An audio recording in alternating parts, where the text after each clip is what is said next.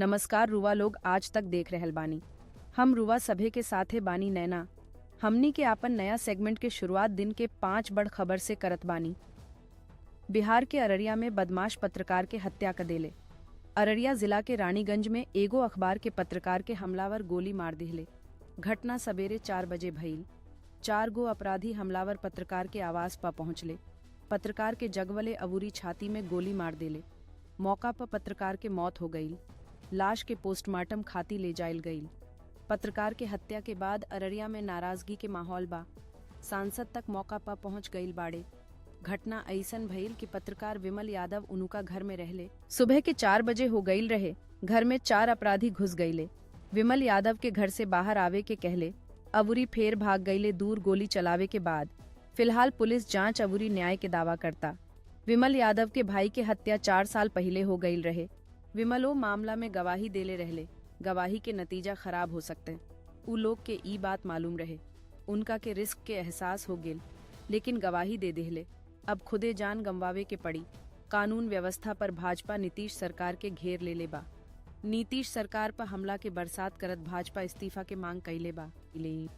UP STF केंद्रीय agency IB के संगे मिलके शामली से आईएसआई एजेंट के गिरफ्तार कर ले बा।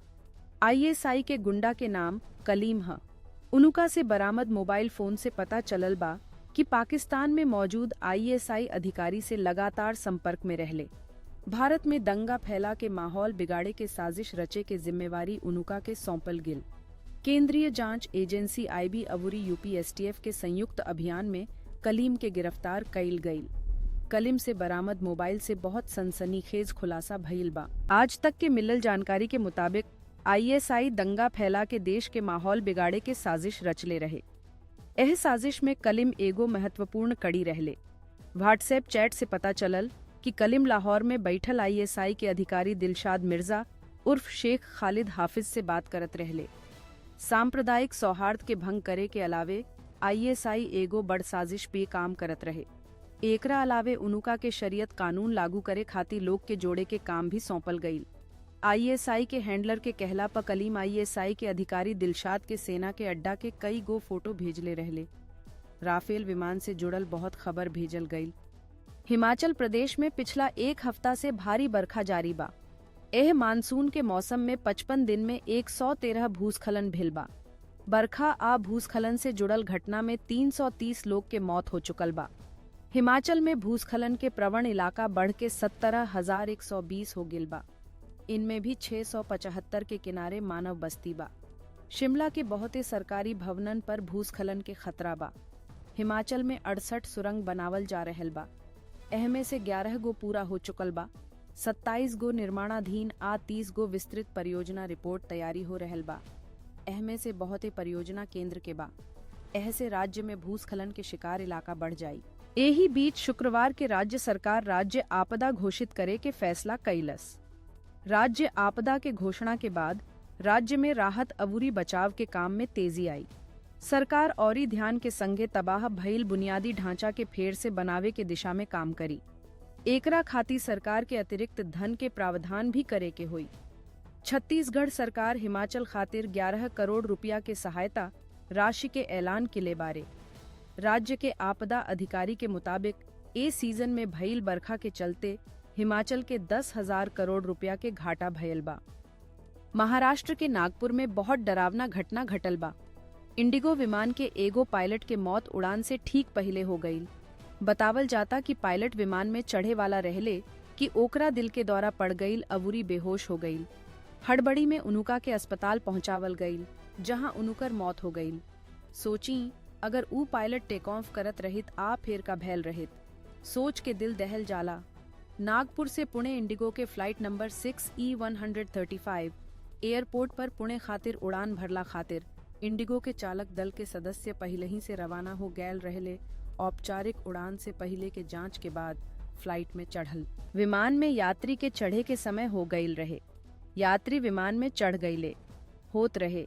कुछ पल बाद दोपहरिया 1:10 पर नागपुर से फ्लाइट उड़ान भरे वाला रहे पुणे तक।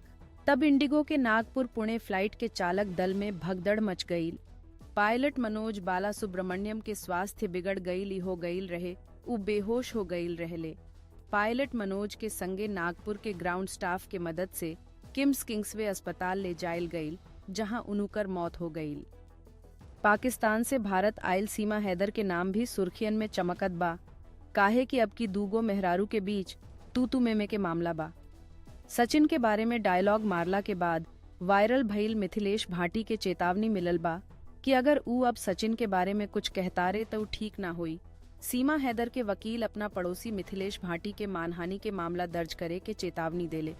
दरअसल हाल ही में मिथिलेश के एगो वीडियो सोशल मीडिया पे वायरल भइल, जवना में उ सीमा हैदर के पति सचिन मीना के लप्पू अवूरी झिंगूर बतावत बाड़ी।